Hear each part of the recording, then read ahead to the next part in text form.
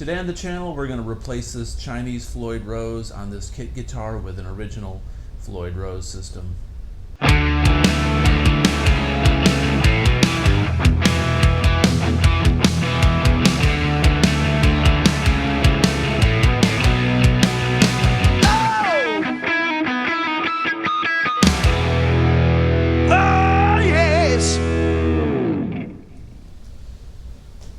Alright, so getting this stuff set up to replace a Floyd Rose can be a little tricky, and what I normally do is I take a cloth and stick it under the Floyd Rose, because what I'm going to do is I'm not going to de-string this guitar completely.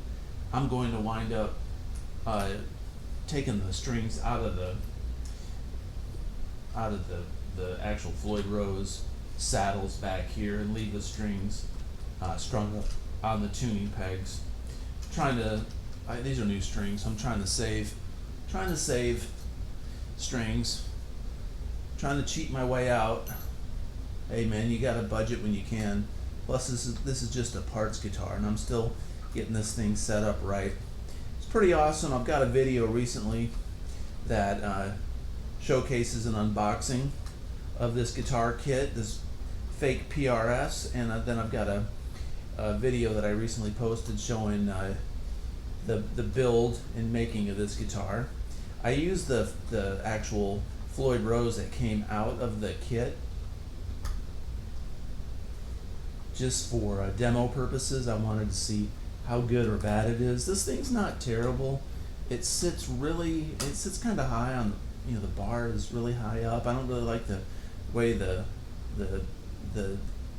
fine tuners work on it, and the metal on these things is really cheap. Just adjusting it just a few times has already stripped out these mounting screws, and I barely adjusted them. So I've got some, I don't know if these are going to work or not, but I've got some spare mounting screws that I'm going to try to replace in here if I can when I put this Floyd Rose on. I don't have the original mounting screws for this Floyd, but the Floyd itself is original. So what I've got here is I got the strings out, and I'm going to do this. One thing you want to do, I forgot, once you undo this, when you take one of these Floyd Roses out, you want to screw these back in, because you'll lose these little black metal blocks that lock the strings in place.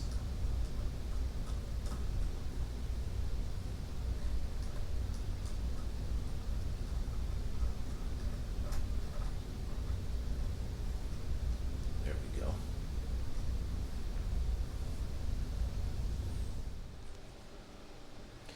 Okay, put my microphone closer to me, so sorry about any prior audio issues. But what I did is I screwed these saddle string locks back in place, so when I take this bar off, I won't lose these little black blocks that are in there, these metal blocks. If you lose one of those things, then you gotta go to your local music store and see if they've got any. They're cheap, but sometimes you can't find those things. You can order them, but it's a hassle. And those things are very, very important. So what we're going to do here is we're going to take these springs off, and then this bar will pop off completely. So this can be a little tricky. Sometimes you can't take them off by hand because they're very tight on there. And what you can wind up doing is you can push this bar back a little bit, or you can take a screwdriver and you can loosen these screws up. So I've got this thing set up where the action is the way that I like it, so I'm a little hesitant to unscrew these, but I'm going to unscrew this a little bit, and just to loosen up the tension of those springs and take those springs off. Okay, got the screwdriver, and we're going to loosen this up just a little bit.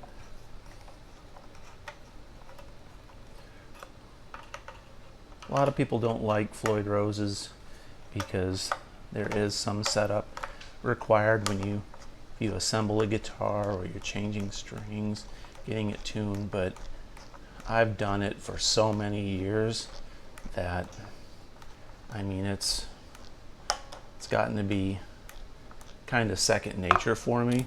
I mean, it's really not that difficult when you get used to it, in all honesty. So you just got to do a few string changes and understand how it works. All right, I'm going to take these off and I'll be right back. Okay, I got the springs off. I used a flathead screwdriver and I pried up underneath the little pieces of the spring. And now when we flip this guitar over, this thing comes off. We protected our paint. And here's this Chinese Floyd Rose. They're not bad, really. I mean, these things aren't terrible.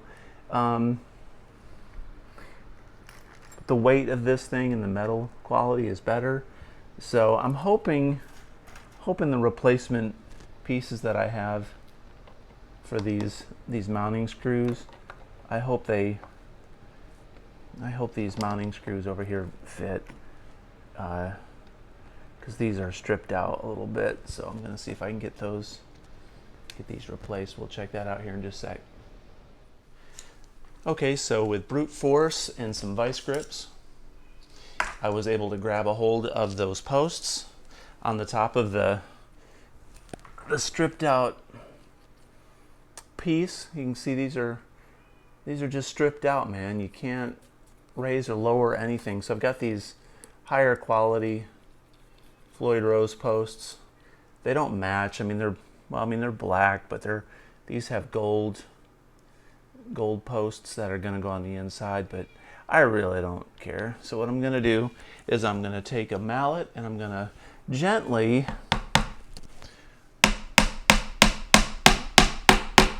pound these in so they're flush. Doesn't take a lot of force at all.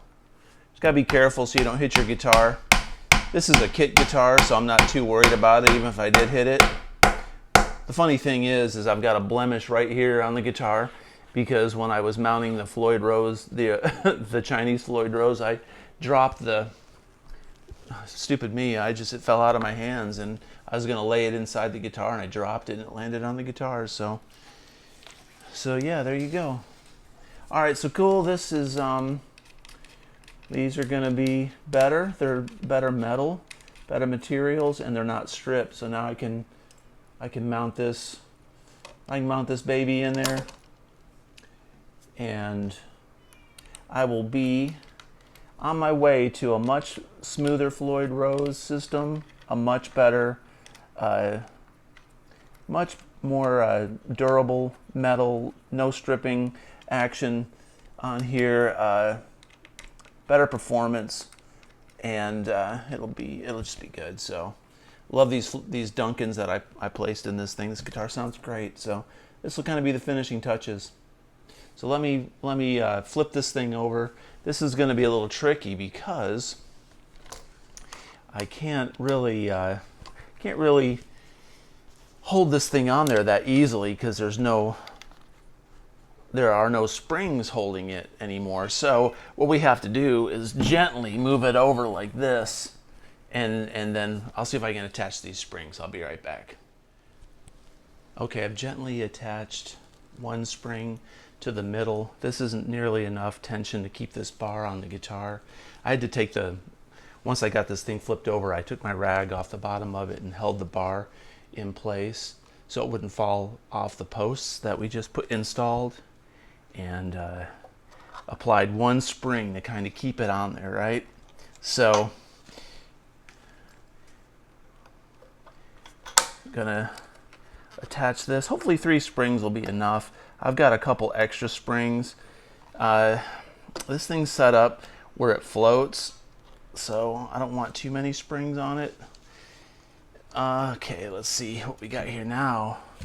All right, now it's in place. So what we have to do since there's no strings on the guitar, we got to support this again. So cool. Awesome, awesome.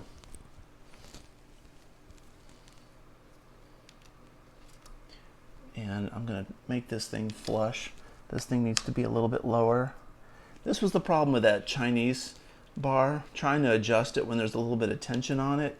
Just stripped out these mounting screws like it was, I mean, just really cheap material, honestly. I mean, if you need to ever adjust anything, they just don't have very good metals. Now what I do when I replace these bars is I've got my strings, I've got the ends where they've gone into the Floyd Rose.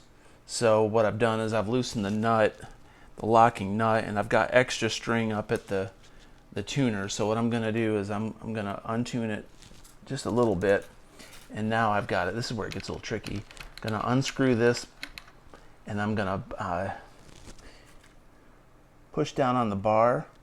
Can't really see what I'm doing, I'm sure, on camera, but I'm going to push down on the bar, see if I can get this string down in that saddle like this. Hopefully not break any strings. I mean, I could just replace the strings, but these strings are brand new. When I built this guitar, I wanted to test out that Floyd. So now I've got the first string in there. Cool. So I'm going to put this back under here and get my A string ready to go. While I'm getting that A string ready to go, I'm going to tune this. I'm just going to get some tension on this low E string just to help hold this bar a little bit, take a little bit of pressure off of everything. And now I'm going to unscrew the A string, saddle lock, same procedure. Poke this thing down in the end of the bridge, give it a little bit of relief by pushing down on the bar. It's almost a two-man job. And then lock this thing in like that. Okay. Get it tight. Don't really want to over tighten it. I mean, a little bit of pressure goes a long way. You can strip these things out too over time. They are replaceable. Okay, so we're going to stick that back under there and then tune this A string. Not to pitch, just some tension. I can already tell that this tremolo bar is sitting too low. So I'm going to have to raise this up and get it so the action is right and it's not hitting the pickup. So there's a little bit of post work that you got to do, but first thing we want to do is get this guitar strung up, and once it's strung up, then we can see what it looks like as far as action, and if we got to bring that bridge up a bit. But really and truthfully, if all goes as planned, it shouldn't be too difficult once we get this thing strung up. So let me string this thing and we'll be right back. All right, so about 6 minutes later, we've got this thing mounted. The strings are not in tune, but as you can see, the strings are resting on that humbucker. So I've got to raise the bridge up. The bridge is lowered just a little bit below the wood. So I'm going to bring this tremolo up a bit, and to do that, what I'm going to do is I'm going to loosen the tension of the strings just a little bit. I got them kind of tight to simulate real string tension. So what I'm going to do is I'm going to turn these things counterclockwise, and in doing so, that raises this bridge up ever so slightly. And we'll do the same thing on this side. You're just gonna kind of have to play it by ear. May have to lower that humbucker down a little bit too. I mean, that just may have to happen. All right, so now we can bring the bar forward a little bit like this, and what that's going to do is it's going to give us just a little bit of leeway above above that humbucker. Still not quite enough. Still not enough height, really. I don't think there's really any rule as far as how high or low you should have your bar. I guess as low to the body as you can get it is preferable. But I mean, if it works, it works. So see, that gives us plenty of height off that humbucker. Hopefully you can see that. And I'm gonna bring this bar down. Now if you remember, when we started this video, these screws were in quite a bit deeper, right? With 3 springs. So I'm gonna just kind of guess a little bit regarding about where they were. Because this brings the spring tension, it tightens the springs up. When it pulls this bar back, which lifts the bar up like this on your guitar a little bit. So see what that did?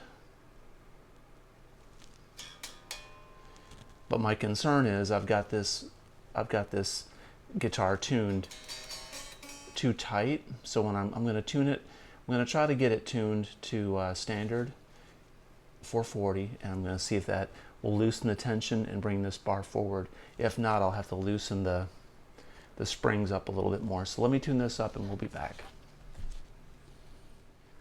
Okay, a couple minutes later, we got it tuned close.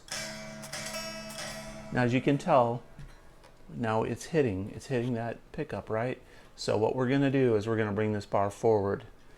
I guessed at where we should have the springs, where it was prior, but this is a different tremolo bar, so it's going to be a little different than the last one. So I'm going to loosen this back up, and what this is going to do, when we loosen it, it's going to push this bar down, and that's going to raise our action a little bit.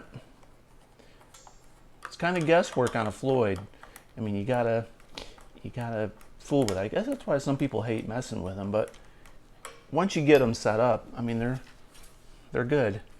All right, so this brought that bar a little bit farther down. So what I do is I just have a guitar next to me for reference, and I start to get it. This is gonna bring the tuning down a little bit. So when you bring the bar forward, so I've got a guitar in my lap. So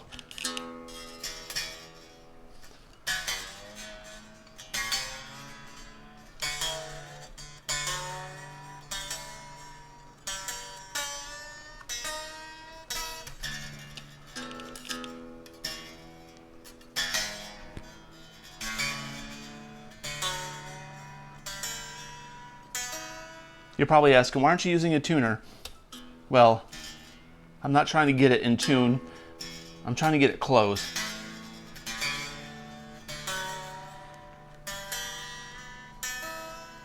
To the tension that we're looking for. Every little bit that I tune this thing more, it brings this bar down farther this way, and it's going to raise the action up.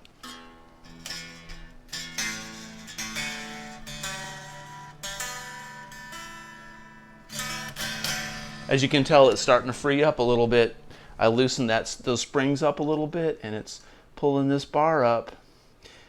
That's really close. I'm not quite happy with it just yet, so I'm going to loosen these springs just a little bit here, like this. All right, so, and what that did, that's going to change the tuning a little bit, so I'm going to reference it.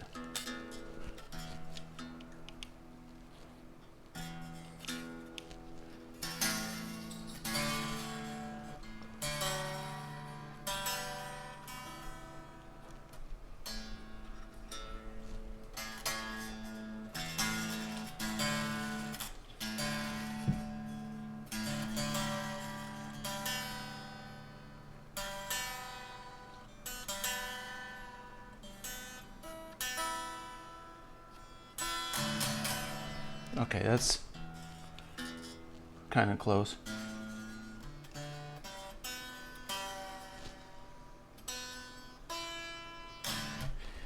Cool. So just by ear, I'm trying to get it right on pitch. And if you can look, those strings are not hitting that humbucker anymore.